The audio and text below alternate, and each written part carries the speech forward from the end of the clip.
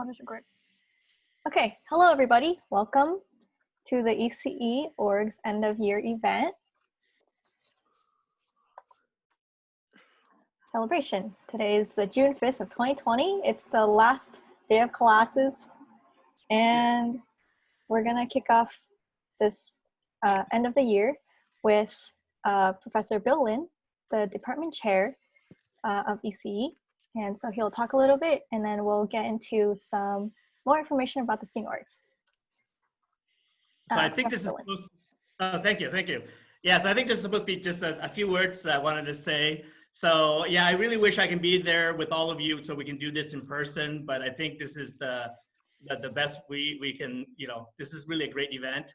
I always say, let me just sort of say a few things that it sort of may not be entirely coherent, but I always say what's really great about our department is because of you guys. I mean, I think our student body is really special. And I think many people feel the same way, and because I hear this all the time, and that is that people don't feel like they're just taking classes here. They really feel like they're part of something much bigger, part of our student body. And I really think that this is what makes ECE special at the end of the day, is our student body and the culture that we have. And I think this is largely due to all of you and all the student organization, because I think the student organization is our culture. And I know that in these past few months, it's just been, crazy. You hear all sorts of adjectives about extraordinary times, all these kind of things.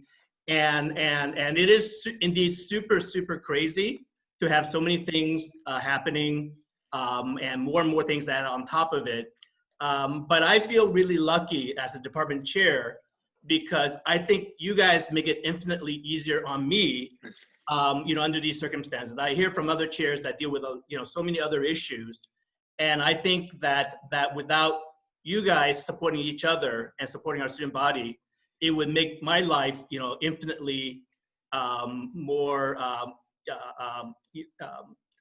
challenging. So I really feel lucky to be a department chair during these crazy times with our student body, because I think you guys really make it, much better for everybody. So I want to thank you for doing all of that. One thing I remember from last spring, when we had the spring retreat, we talked a lot about, having the student organizations not just be individual student organization, but really, doing the 1 + 1 = more than 2, thing where we can sort of join together and do things. And I saw this really happening this year with a lot of coordination of events between the organizations. I remember that I had all the student orgs leaders speak at the Industrial Advisory Board earlier this year. And you can see that because the presentation wasn't just one from each individual student organization, but the presentation really organized, like, what are we doing for technical events? What are we doing for professional development for our students? What are we doing for social events? And what are we doing for outreach? And I think in each of these topics, you guys all spoke to, not as individual organization, but really what are the things that all of us are doing for professional development? What are things that we're all doing for, to provide, professional support for our students and so forth. So I hope we can continue this, this sort of student orgs of student orgs kind of approach, going forward, where together we can do more for each other and for our students. So I just wanted to say a few words about this, thank you for supporting each other, during these crazy times, and I look forward to all the great things next year. So that's all I have to say. Woo! Thank you, Professor Bill Lin, for coming here and supporting us today, and also for all the support that the EC department has for the entire school year. We really could not have done it without you and all these opportunities that we've been able to have. So thank you for coming to speak with us today. Really appreciate it. All right, so let's dive right into the student orgs that we have with us today. We're just going to go through and introduce the speakers for each of the organizations, and we'll start with Project in a Box. All right, hi, I'm Jonathan. I will be next year's project director for Project in a Box. And we emphasize making engineering education a lot more accessible to under-resourced communities.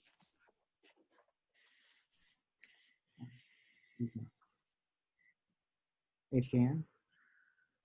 Okay, sure. So HKN is Eta Kappa Nu.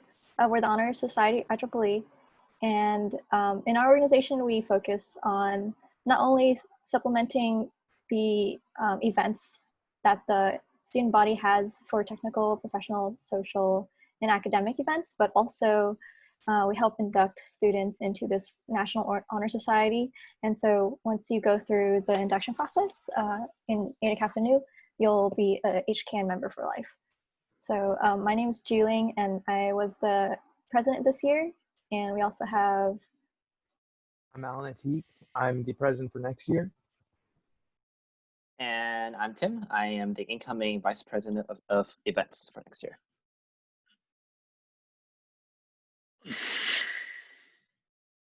We can go next. So we're ACM. ACM stands for the Association for Computing Machinery.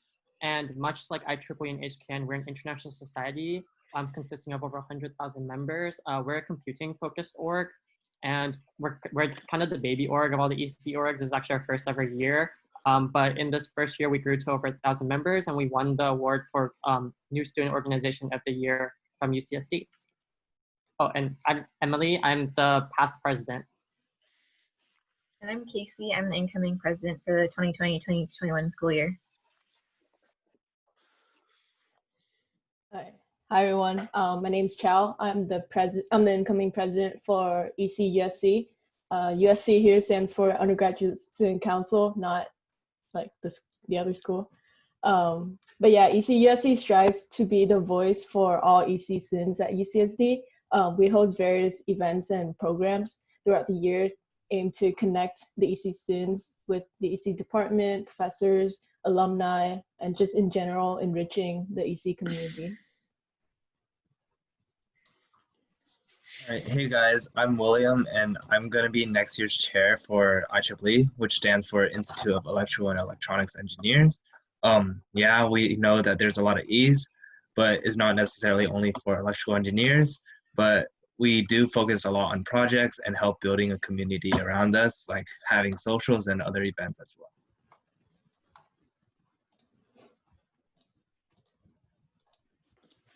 Hey guys, I'm the new incoming Vice President of Events at IEEE. I'm Sarp. Great. So now that you know a little bit about the student orgs, let's move on to seeing what the student orgs do. In general, there's 4 categories. First is events, where we host technical, professional, academic, and social events. There's a lot of recruiting events that we do to try to help students to kind of find their career paths and things like that. In outreach, we go to schools and teach kids about engineering. In mentorship, we have mentors or in upperclassmen ranks that help mentor the underclassmen here at UCSD. And also for hands-on projects, there's a lot of opportunities as an engineer. It's probably kind of what you are looking for as well. So a lot of opportunities, and you'll get to learn about all of these. All right, so first off is org events. This year, we were able to impact 11,668 students across 395 events. And here on the right, you can see a chart of the different types of events that we hosted. The top 2 are technical and social events. So we really try to make sure that you have the opportunity to not only learn about things in classes, but also fun little engineering hands-on workshops or different software tools and other skills you might need in order to succeed as an engineer. So those opportunities are all out there. And you can see that there's a lot of professional events, a lot of outreach events, and we have a lot of GBMs as well. So yeah. some major events that we had this year are firstly HardHack. This is a large hackathon, and Sarp will tell us more about that. Hello, everyone. So HardHack is an annual hardware-centric hackathon that we host in collaboration with HKN. It's a 24 hackathon where last year we had 175 hackers, 30 volunteers and mentors, and above 25 projects in 24 hours and 10 company sponsors. And basically, the teams come together to build a project that solves a problem within an umbrella theme in under 24 hours. And it's really fun. We get some really amazing projects in the end. And it's a really great experience for students. And actually, Jonathan from PIB won last year's HardHack. So I'll let him talk a little bit about his project. Yeah, so this year it was really fun. It was my second time in a hackathon. And I found this random group of people who were just happened to have a sign looking for one more member. And then we ended up making a project that essentially is a hat that acts as a walking cane for the blind. And it uses sensors and motors to basically identify if someone's nearby or if an object is nearby so you don't run into them.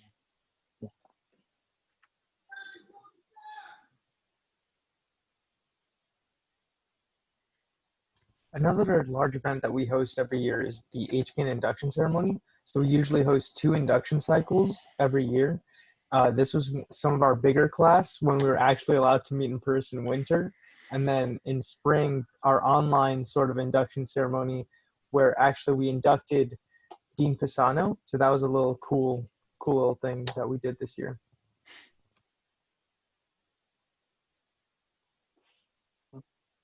And aside from the big events that we host, we also go on trips.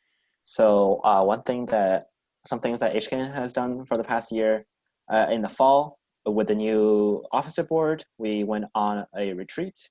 We went on to a hike overnight, a camp overnight, and also a hike in the morning. In addition, HKN has an annual conference called the Student Leadership Conference. This year was held in Tufts in Boston, Tufts University.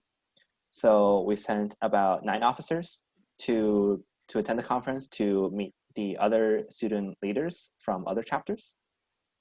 And finally, we also attended CES, just kind of like a fun little thing in January.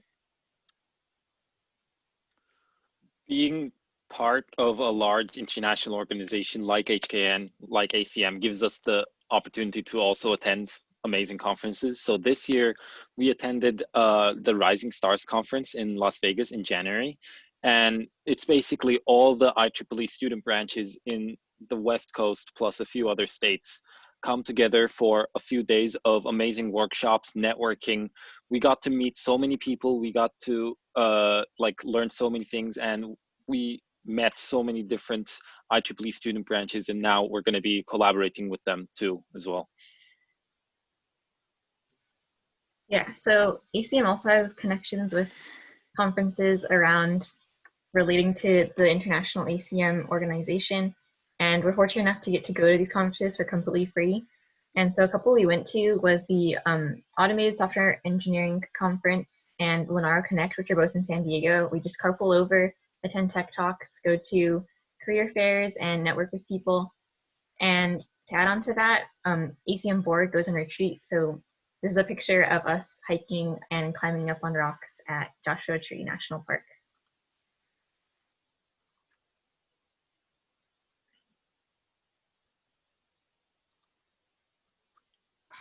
So for our technical events in IEEE, during winter, I believe, we had our own personal website workshop where like we would have students just build their own website, and they would end up coming out of that workshop with their own website. And it helped a lot with them, a lot of like engineering students as well, where they were able to like become even more professional by having their own workshop, their own website as well. Also this quarter, although we were remote, we still continued to have technical events through our usually annual programming in the sky turn into programming in the cloud because yeah, it's on the cloud now. And it was extremely successful event as well.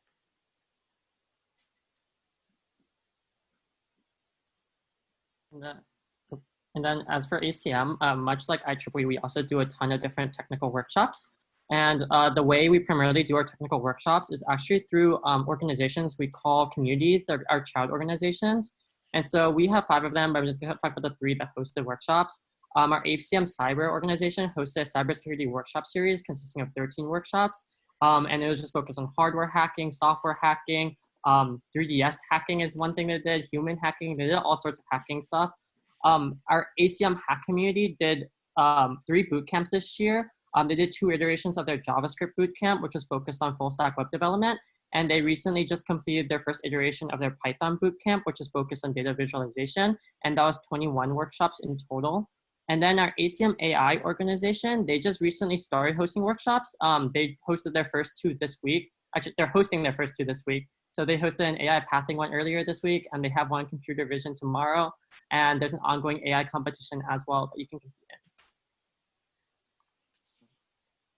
And as for HCAN, some of the interesting technical workshops that we hosted, one is we invited CSE Professor Rick Ord, who recently retired, and using math and statistics, we were talking about how to using in terms of gambling. So like calculating probabilities, doing some worksheets, and also having a little demo at the very end of the event were really interesting. As well as we did a Leyden jar capacitor workshop where we bought supplies and everyone came in to make their own Leyden jar capacitor.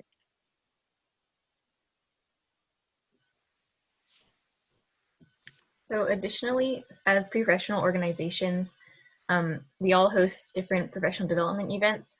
A few that ACM hosted were in collaboration with other student organizations on campus, such as the Data Science Student Society and TESC and the Career Center, where we did resume workshops and elevator pitch critiques right before career fairs.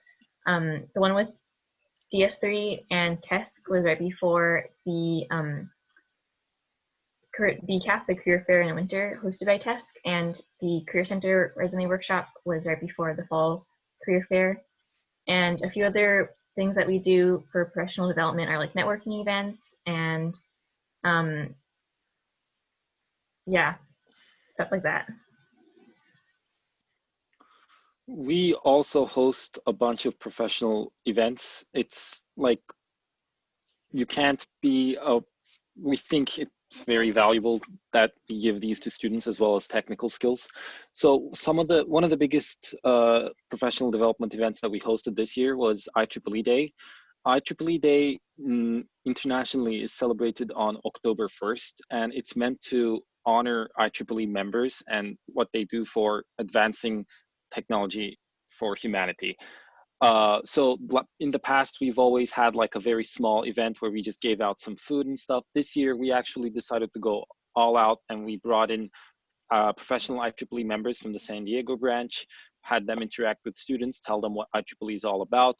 And we also had like a student leadership panel where we invited student leaders from the other ECE orgs that you see here. And we had a panel about how being part of a student org affected their lives and like impacted their lives. Another thing we did is not letting the online things stop us. We actually, one of our officers made a video detailing how to create a really great resume. So we have some online events for professional development too. Yeah, like IEEE and ACM, ECE USC also want to bring professional skills to ECE students. So we host around like 2 to 3 professional events throughout the whole year where we bring in industry professionals to speak about things like how to network, how to get an internship, how to get a return offer from an internship, stuff like that. And so like here we have the Confessions from Recruiters event where in collaboration with SWE, where it was like a prep event for, I believe, the winter career fair, DCAF. And as for HCAN, we also value professional development highly as well. Every induction cycle will have professional development events. And pictured here is a resume critique that we invited HCAN board as well as some alumni to come and help critique students' resumes.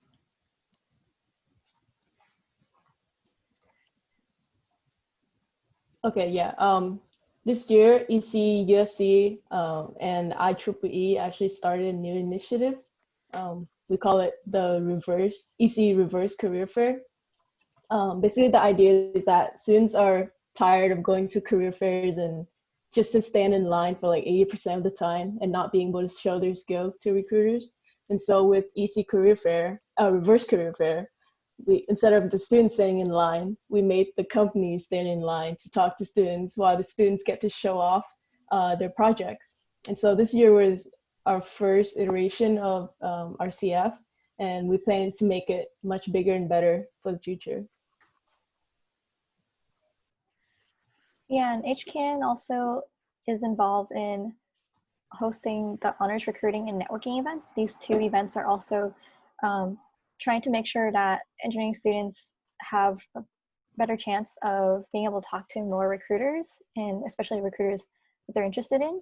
And so honors networking event is like a more casual version of a career fair where you sort of sit down and talk with alumni and engineers and recruiters from different companies. This year we had 100 students be able to enjoy this event, eat some In-N-Out burger, and also talk with 12 companies and 16 reps from those companies.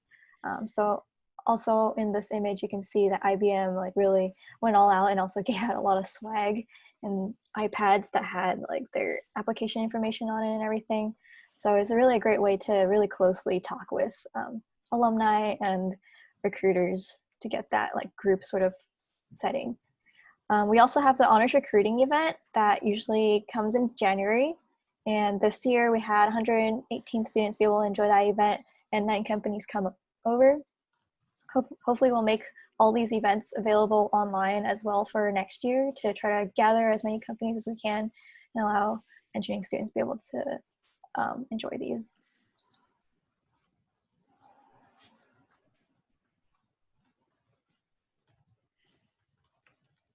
And then we also hosted a bunch of different panels. And so this year, some examples were in ACM, we brought Google for a giant intern and full-time employee panel. And then at the very beginning of the year, right before the career fair, we also partnered with Intuit for a networking event where they brought in a ton of engineers and managers that students could interact with.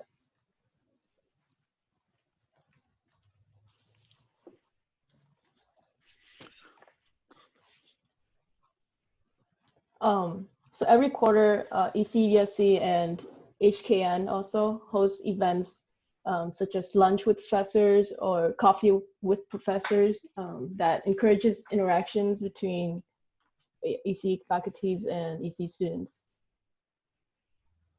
And HCAN also hosts this ECE Depths workshop every year. And so this year it was online.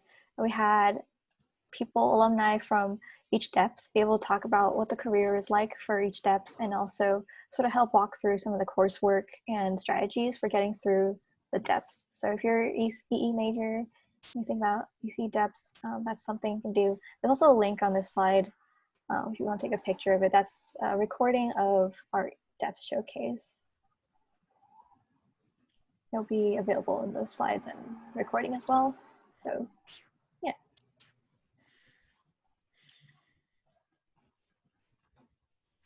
Sorry, I muted myself. So another thing that that we did this year, Project in a Box hosted lab tours for undergraduate students to visit graduate student labs and interact with them, ask them questions, and build up connections that could also help them get into labs. And that's an important aspect, or getting into labs is an important aspect for students. So it's something that we really enjoyed being able to host this year.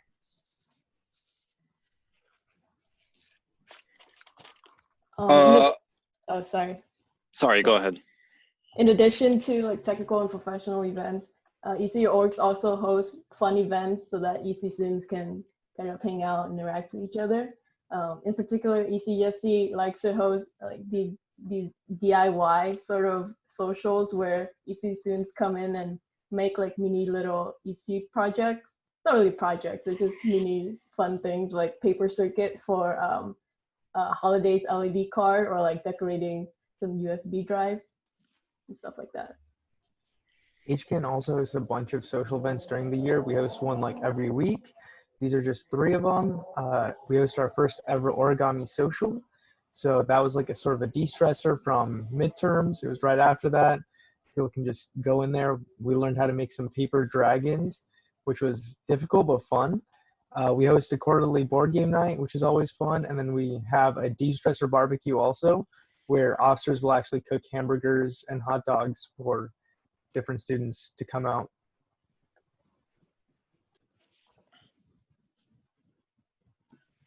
And just a few things that ACM did. We had some socials where students learned how to dance, like beginner dance lessons from one of our board members who's on the dance team.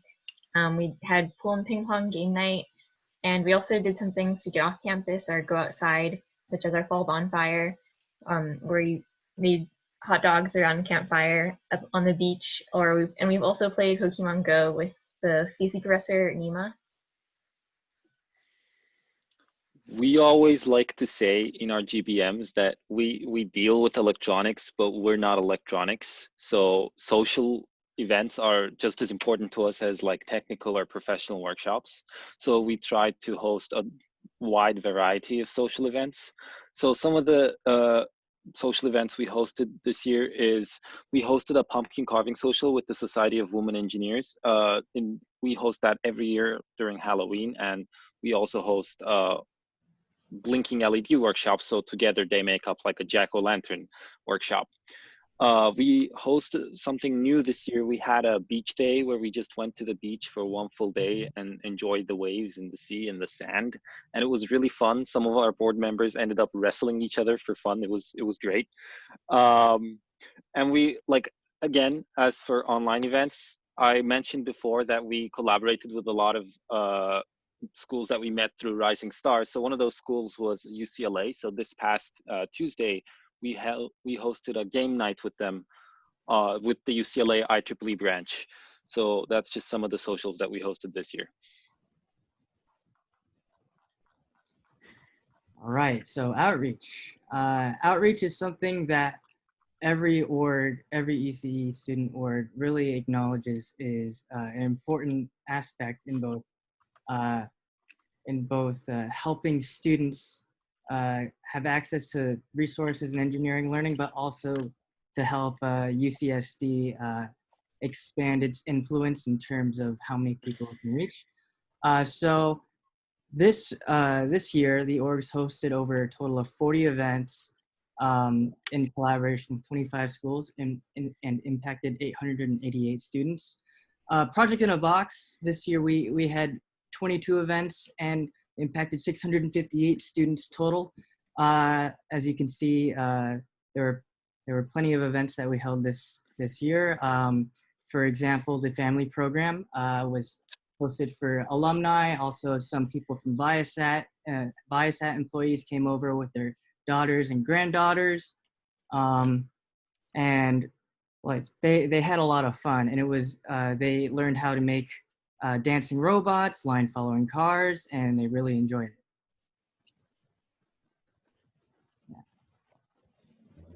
So IEEE as well does recognize the importance of outreach events.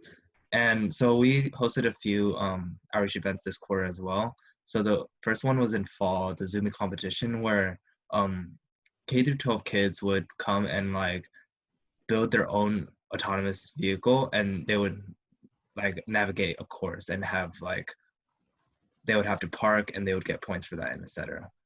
We also had the Girls STEM Fair, regardless of the situation right now with remote learning. It was also a fairly successful event, and even students stayed to learn even more about like programming and stuff like that after the event as well.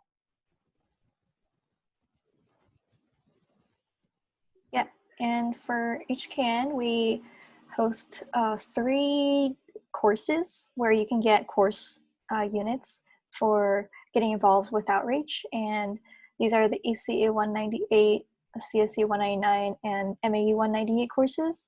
And here at the bottom, you can see Joel from our ECE outreach course trying to tune his musical keyboard prototype in order to teach kids how to build it.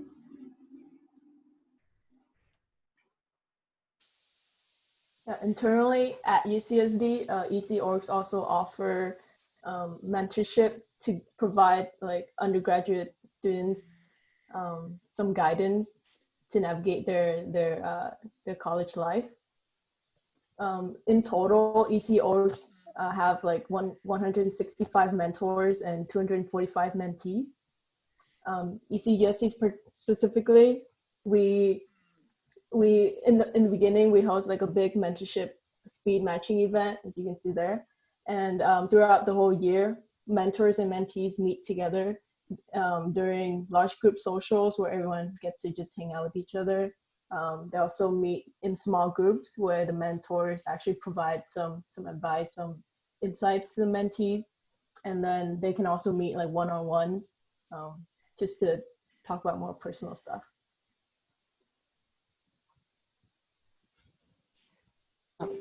And then in ACM, we also kind of have a mentorship program, but it's kind of different at the same time. Our program is called the Bit Byte program, and it's kind of more like a Big Little program. We pair upperclassmen and underclassmen together, and we call the upperclassmen bytes and the underclassmen bits because we're nerds. And on the day where they're paired up, we call it allocation because again, we're nerds. But they're paired up in a way that it's not just so much as for mentorship, but they kind of form like sibling-like relationships. And so they go do a ton of different activities. This year, some example activities that they did, they played Assassin together. The winner was actually Will, the president of IEEE. They decorated cookies, they played board games, they went on hikes, they did team paint night, and you could see them making TikToks down the corner. So the ECE orgs all throughout do offer a lot of projects to help give experience to our students, and so that they could help get those internships and that project experience that's so essential. So this year, all the ECE orgs total had over 100 projects and over 450 students in those projects as well. For IEEE itself, we had a brand new project this year where it was basically RoboCup soccer. It was basically robots playing soccer, and it had an emphasis on reinforcement learning, mechanical design, and computer vision. We sponsored around 30 students this year, and although like it's still not finished and it's still in the works, it's going along and being pretty successful so far. IEEE also has 3 other annual projects. We have Grand Prix, which is the line following robot. It does sound simple, but it is more complicated than it actually is. We have Project Drive, which is the autonomous vehicle that we compete every year, except for this year because of the situation, in an obstacle course. And then we have Micro Mouse, which is a small robot, but it navigates a maze autonomously. This project was actually a lot more complicated than it seemed as well. So apart from annual projects, we also do have QP projects, but in total we did sponsor around 420 students. Quarterly projects is our quarterly competition where around 25 teams of 3 to 5 students compete in just building a project under a theme. And even this quarter, we were able to continue that by putting more of emphasis on software projects rather than hardware. Yeah, so Project in a Box hosted several, or we helped 10 project teams this year. So both from undergrad and graduate, there were several graduate advisors that helped these teams. So for example, Outreach Intro to Java, it's a game. Basically, it's a gamified tutorial that introduces students to Java.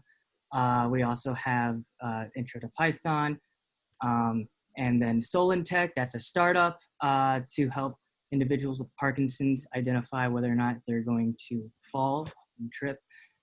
Smart heated gloves is something, basically smart gloves that would allow you to, people with Raynaud's syndrome to essentially, it would start heating their hands as soon as the symptoms of Raynaud's start acting up. But yeah, so we hosted several projects this year and it was really great.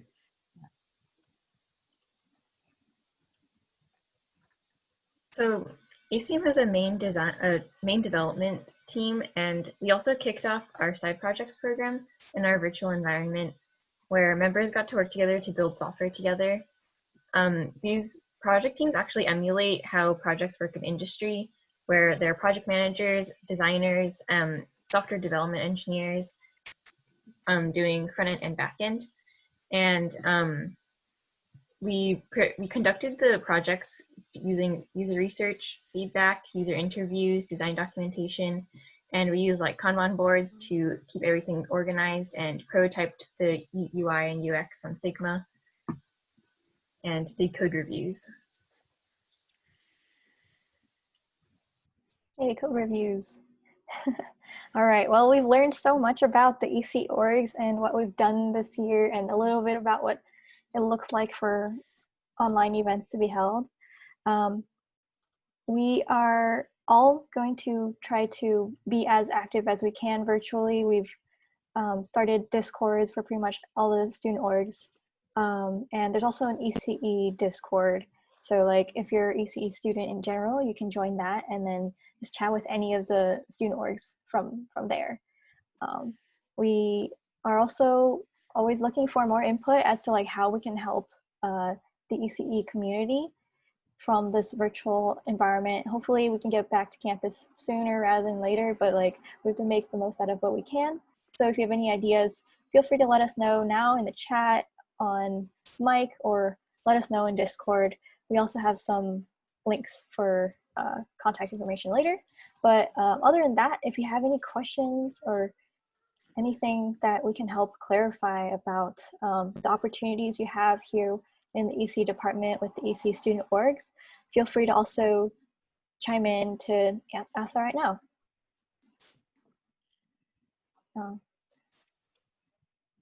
Is any of us checking the Facebook Live video if there are any questions there? Is anyone? I don't think we have Facebook Live right now. I think Chelsea is streaming. Chelsea's streaming live. Oh, okay. Okay, we should check that.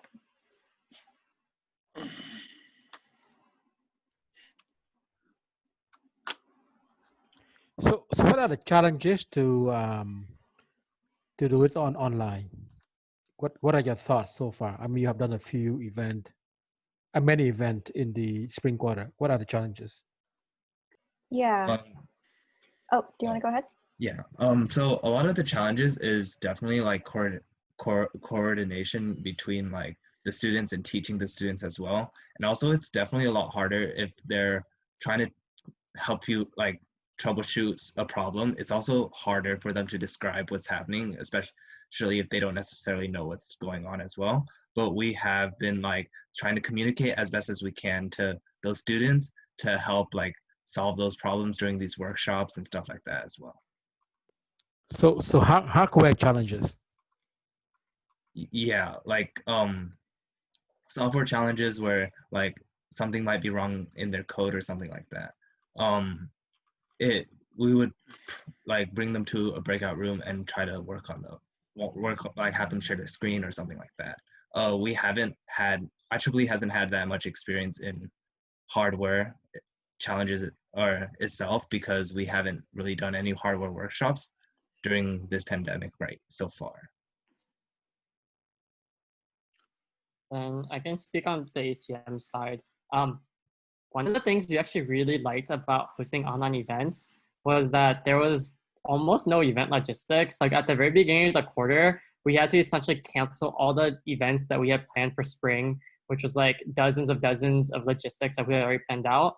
but it was really simple for us to create new events because we didn't need to like submit tap forms or fill out AS funding or go like set up rooms and get room bookings and all that. So that's actually one aspect that we really liked about hosting online events, is that it was really simple to come up with online events. One thing that we did notice was that our attendance did dwindle down by quite a lot. Last quarter, we had about the same number of events as this quarter, but then last quarter we had like 2,000 people. And this quarter, it ended up only being like 1,000 something people, which was almost half as many people as last quarter. So it's just hard getting people to come to online events. So less engagement. Yeah, I mean, I wouldn't necessarily say that there's less engagement. Even though there's less people, I could actually make the argument that some of our members were definitely more engaged because of the fact that there were people who, there are a lot of our members who didn't really have, like, they didn't, because there was nothing else going on for them, and most people were at home. A lot of our members were online playing video games together throughout the night, or talking to each other throughout the night, or coding with each other. And so of the members that were active, they were like way more active than they were in previous quarters. And a lot of our members were just spending a lot of time online together just because they were looking to be part of a community. So yeah, it's interesting. One thing I'll add to that. So I was the social chair last year, and I think it's very difficult to do social events, especially online, just because you lose that actual social aspect. You can't really, like, if you're a semi-shy person and you went out to an event to like make new friends, because orgs are more than just about like learning new skills, they're also about making new friends. If you're shy and you went out to like a new event and to make friends, you can still like talk to a few people that you feel a little comfortable with, but it's might be very daunting for people, like for especially like introverted people, to talk in a big Zoom call, and you don't really have the option of like talking to one person as opposed to talking to like the entire call. So I think social events especially are like very difficult to do online, and there's not many options. You only have like game nights and movie nights, and that's basically it. Yeah, I agree. This quarter, we try to think of ways to make like interactions between professors and students, how to still maintain that. But it was really hard to, like, we can't just have our quarterly coffee with professors anymore, because having like 10 professors and a bunch of students on one Zoom chat is chaotic. Yeah. One thing I also want to add, I think one of the big benefits of doing online though, doing online events, is that you get to bring in people who you might not necessarily normally be able to bring in because they're like several hours of flying away or in a completely different like country. And so I think one of the things we did this quarter was we partnered with HKN to host a FEM panel. So it's like a big end company panel. And we brought in a lot of software engineers in the Bay Area and in Washington. And they normally wouldn't be able to go to an event like that if it happened in person. But because it was online, it worked out to our benefit. We also were able to start making video content with like some people across the country as well. We actually got like a meeting with the father of the internet. So that was like pretty cool. And yeah. Oh, and another downside I want to put out there is that we don't have free food, which really sucks. Like yes. No, I want to quickly just add to what Emily was just saying. It's also alumni who want to come back, because I've recently been getting a lot of messages from old alumni who are like, hey, let's do this kind of an event to kind of just get back together and just meet all of the new board members and community and just see where y'all are right now. So I think doing online events does have some advantages in that, but yes, free food is a big minus. Yeah, and I think one reason I think events might be seeing smaller turnout is because the people who are usually coming to events to sort of like listen in and things like that, who would be sort of present in an in-person situation, but they might see that the opportunity to view an event recording, for example, could make it easier for them to view in their own time, especially if they're not planning to like get involved, or there's not too much opportunity for hands-on interaction. Especially with the online situation, you can only have like a couple people talk at once, and so like that part of being able to sort of like chat in your own little bubble in the back of the room or something, that would detract a few more people. And so I think that's one of the reasons we might be seeing fewer people. So I agree that, you know, software is more straightforward for online workshop and so on and so forth. How do we do hardware remotely? Because if this issue, you know, is going on for a while, we're in trouble, because we're ECE. We need to do some software and hardware together. How do we do hardware remotely? How do we help students, you know, debugs, for example? One idea that HCAN has or heard about was using Tinkercad. It's like a online platform where you can have electronic components that you can like sort of virtually wire up, and then you can have it do different things like light up an LED or have like a little buzzer ring. But that's still simulation. Yeah, it's a simulation. If I send, you know, a package of part and electronic to somebody and ask them to build something, how do I help them to do debugs? I think it definitely would be a lot harder, but still possible, where like it would have to be like in a one-on-one breakout room where they would have to like show the camera and then show like their part like on their phone or something, and then show it on like video, like almost video their part, or like they could take a video of what has been going on and then we could do it online that way. Is there a way for us to design out a new breadboard that we're actually able to access to all the node in the breadboard and design a software that actually monitor the breadboard? That way, you know, on my computer, I can actually know what exactly I can monitor the breadboard, right? Do you mean something like a breadboard that kind of lights up and shows the path of, say, what signal? Yeah, something that visual I can see. So that, you know, think about it. You guys are the expert. You guys are the pro, right? I'm just telling you the problems.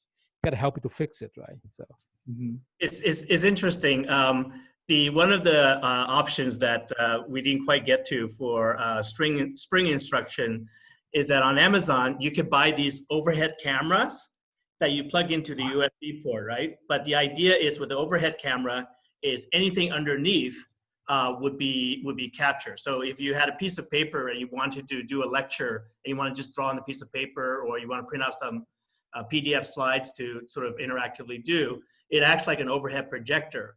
And so maybe one of the fun projects is that I think Amazon allows you to buy a webcam for like $6.99, like $7. And so maybe one of the projects is people can build one of these, take a webcam and prop it onto some kind of harness that can act as overhead.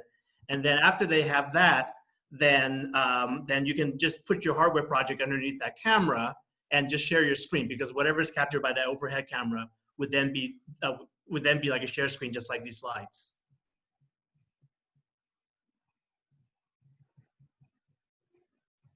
Just a thought. Yeah, that's a really interesting thought, especially if we have the information about like the voltages in the breadboard as well. Then we can see, oh yeah, you might need to like remove that resistor and put it in this row instead, or yeah, we need a special breadboard. You have to design it, right? But you actually get access to all the node. Yeah, like maybe you have a breadboard, right? But then also you embed LEDs, like small LEDs, so that if current is passing through, you can see it. And it will light up, so you can know the pathway of, say, how the current's flowing, or there's a control signal going one way or another. How many row and column in a typical breadboard? Who remember that? What, 26? It's trivial questions. Trivial questions. And I believe they connected, right? I mean, you know, the columns connected.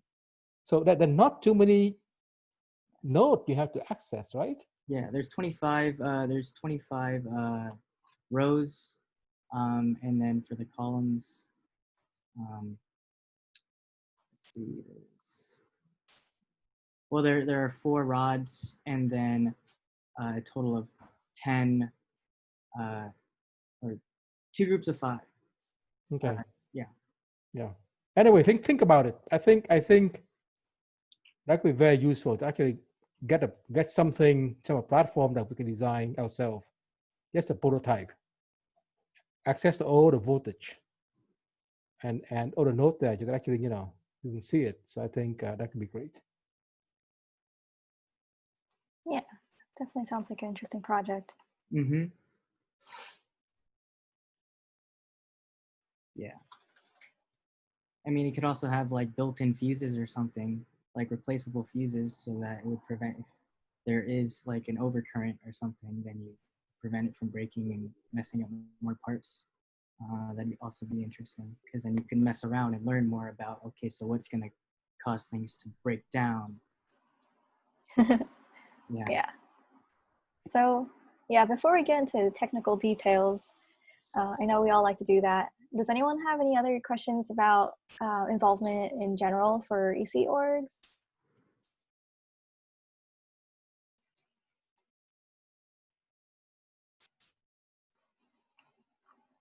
One thing I'll just say for anyone who's watching, if you want to get involved with any of our orgs, we all use Facebook as our primary like form of creating events and sharing like new stuff that's happening. So I'd suggest following our Facebook at the very least, or all of the ECE orgs Facebook if you want to get more involved. Yeah, I'll show the Next slide. thing at the end. Yeah, so we would like to say thank you very much also to the ECE department again. We really could not have done all this without the support of the department. I know it's not easy to support a field that is so heavy in electronics and hardware and also software and hungry students. So really big thank you to Professor Nguyen, Professor Lin, and all the staff and faculty that have helped us throughout these years to build up all these orgs and be able to serve the student community. So yeah. Good job, everybody. And thank you all for your leadership. That you guys are doing great things. Yep, I agree. It's great. Thank you. There's one more slide, but I need to refresh the page.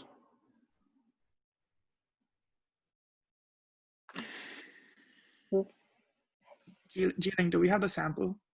Sample. Oh no, I didn't get time to do that. Oh no, okay. Yeah, I was a hungry ECE student, so I had to eat my burritos, unfortunately. That is a mood. All right, so this is the last slide we have. It's just a bunch of contact information I put together about all the ECE orgs. So feel free to take a screenshot of this, get in touch with us. Now you know like what each org sort of specializes in. So yeah, hopefully find your place. Yeah. Okay. Excellent. Good job.